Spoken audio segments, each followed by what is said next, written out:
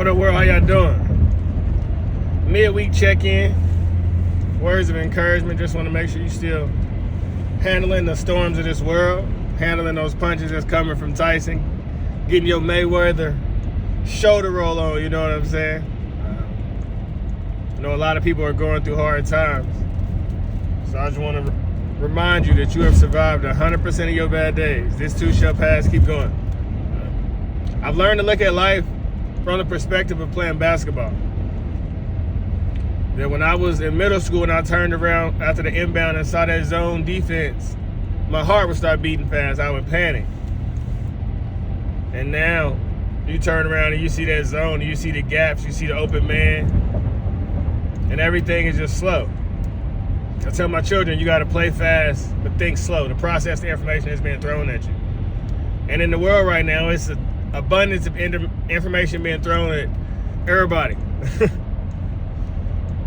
And I just want to tell you to be calm and slow down and see through the fear and the propaganda of the world.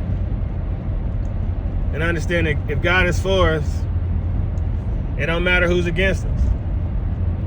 And you cannot move in faith and in fear at the same time. Actually, when you got fear, you stuck. It makes you at a standstill. So I'm just challenging you to keep moving forward in faith, one foot in front of the other. And if we would say there's an enemy, then we got to remember the enemy's goal is to steal our faith, to steal our hope, to steal our joy, to break up our families, to make us feel like it's all doom and gloom. So the only thing I should seek is self-pleasure. What they don't tell you on the other side of all that pleasure you seek is pain. There's heartaches and heartbreaks and children and baby mamas and child support and whatever else be happening in the world. Getting your car keyed up, girls showing up at your job, being like Zion Williamson, and girls going on IG getting your name tatted on their face. What's sweet in the mouth turns sour in the belly real fast. But when you overstimulate it, you will take anything just to calm you down. And I'm saying in order to stay calm, seek the kingdom. Whether that's stretching, meditating, yoga, getting you a journal and writing down your thoughts, or just dropping to your knees and praying, whatever you need to do. Find a way to internally calm yourself so you don't have to look out to this world for gratification. Because the world wants you broken. There's no money in somebody that's healthy and in control of their emotions. But if you mentally are unstable, unhealthy, oh yeah, we got a lot of pills for you to take. I've said it time and time again, this world wants you over-medicated and undereducated. Don't think, don't question, don't read the small print on a commercial. Take 2 of these and call me in the morning. If that don't work, I got something else to prescribe you. And then, I'm just looking out for humanity. My mom overdosed. I know it's a lot of people who've lost family members to just taking simple pills, nothing big. They wasn't in shootouts hanging out the whip. They were just taking a pill and didn't wake up. And that was mama's. So I'm hopefully helping some people who are on the verge of, taking a pill to take their own life or drinking too much or whatever it is, man, whatever your vice is. It's easy to become addicted to something real fast. You can be addicted to watching TV, addicted to social media, addicted to eating. Us humans, man, we look up and we've created a lot of unhealthy habits. And I'm not perfect by no means. I'm just learning to replace my negative habits with positive ones. And I'm just sharing the world that you guys can try to do the same thing. It'll make you a little happier in life. And my biggest factor for changing the negative into the positive and for growing is for my children. I talk a lot about my kids, and I know it's a lot of people that don't have children in this world. And the hard part for you is you have to find a reason to push yourself out of your comfort zone. You got to find a reason to start eating healthier. You got to find a reason to start getting up earlier, to start reading books, to really focus on your goals, your hobbies. See, my kids is my motivation. That's easy.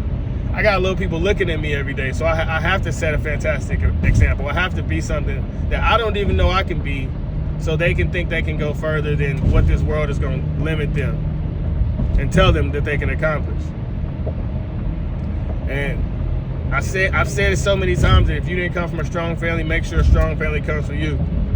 My daughter turned 14 yesterday, and it was a beautiful experience. Every morning I wake, not every morning, but when it's my kids' birthdays, I always turn on the Happy Birthday by Stevie Wonder and have it blasting through the whole house. I always get them their favorite breakfast. My wife always cooks them their favorite meal for dinner. And this year, every kid got a custom Super Bowl Chiefs jersey. I'll take a picture of it and post it soon. But being a parent is so important, because if you look at most of the broken people in the world, they broke it from something that happened in their childhood. They didn't know their daddy. They didn't know their mama. Their mama had 15 different boyfriends. Their boyfriends abused them. They were sexually assaulted. They was neglected.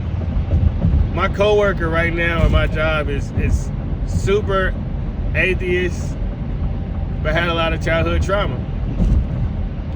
And I don't know what it is about trauma, but it definitely turns you into a dark person. It definitely hardens you and makes that spirit reject everything that's positive. I can think of a point in time when I would hear gospel music and I'm like, I gotta get away from here. But my spirit was super dark and I had a lot of anger inside me. And the more I learned to let go and forgive, the universe, the higher power, God forgave me. And I was able to look at life from a different perspective. And I promise that's what's going on in the world, at least here in America, with most of the broken people who still fall into the narratives of the groups of the world. It's because they're not complete within themselves. They don't understand that God made them perfect. They still looking for worldly validation.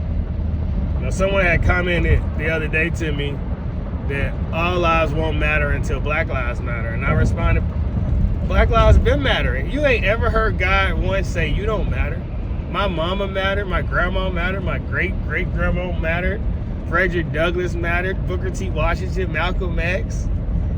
God has always loved all of us. It's man who can tell you they don't love you, they don't care about you. I'm not seeking no man's validation. I'm not seeking the world's validation. I don't need the world to care about me.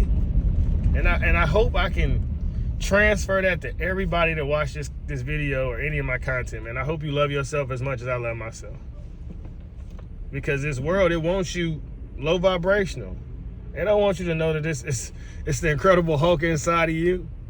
That you are limitless. You have unlimited potential. Anything the mind can conceive and believe it can achieve. No, it wants you to think that I'm not good enough. I never can make more than minimum wage. I gotta subscribe to narratives of the world.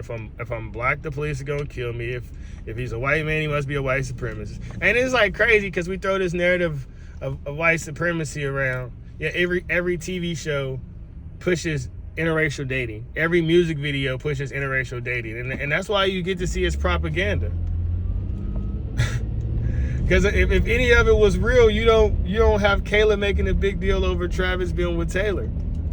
You don't have Justin Bieber, in every black girl's music video. If white men were really the threat that society tries to paint them to be. So I ask you to look around you in your everyday life and understand that it's all fraudulent. Just interact with people, just have conversation with people. The enemy wants it to seem dark and doom and gloom and the world is over, and our grandparents, great-grandparents survived the Great Depression. The 60s happened, there's just a lot of tragedy and hardships that have happened, but we still here, we still standing.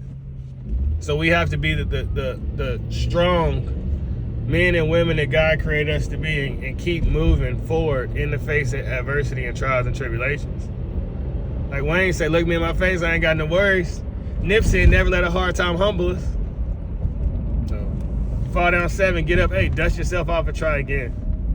And this little short, sweet video, the point, at least for me, I don't like talking. If you ask anybody to know me in real life, I say maybe 10 words a day. But God be like, Johnny, man, put these little messages out. And I never know who watches them, and always be a few comments, and I'm grateful for everybody that I'm able to touch. I am you and you are me. I'm not no better than anyone. I'm not a Hollywood celebrity. I'm a human. I'm a spirit having a human experience. And I look around and I'm like, why are we taking this so serious? Why we don't love this opportunity we get to be on this thing called Earth? I love being able to watch my children grow and watch their imagination flourish and become better people. And I know it's a lot of people who ain't ever just been loved, just purely for being them. It's always somebody trying to backdoor you or get some money out you or set you up. And I don't know. I don't really care to move at that frequency, man. I know what you throw out, you get back. Proverbs 18:21 is real. And I know when I was moving on demon time, I had really bad anxiety. It was days that I couldn't sleep. And when I say I'm so peaceful now, I ain't had trouble falling asleep in, man, probably 5 years, dude. I don't take no extra medicine or nothing. My circadian rhythm is hella aligned. When the sun start dropping, my eyes get heavy. And my coworkers be talking about how they need, all these different pills and things to help them go to sleep, and all these people in my job on anxiety medicine. And it's just, the world is doing a number on humans right now. And I'm just trying to be the light in the dark world and say it ain't over till it's over, man. And it's a lot of hurt men, angry men in the world. Most negative comments come from men. Women love me, of course. But I really encourage men to put that anger into something productive. You get nowhere, leaving a negative comment. You don't get any closer to having a relationship by sitting around saying how toxic women are. Become a man that women want to be with. Become a man that women want to change for. Become a man that your son will look up to. Become the man that you never had in your life if you didn't know your father, your grandfather. Just channel that anger into something positive. Because once again, the whole goal of the enemy is to have you at a weak, infantile mind state, and to be walking around in a state of anger as if we can't individually control our emotions. I mean, that's exactly what it is. So I just want to encourage everybody to keep continuing to pursue your goals and your dreams.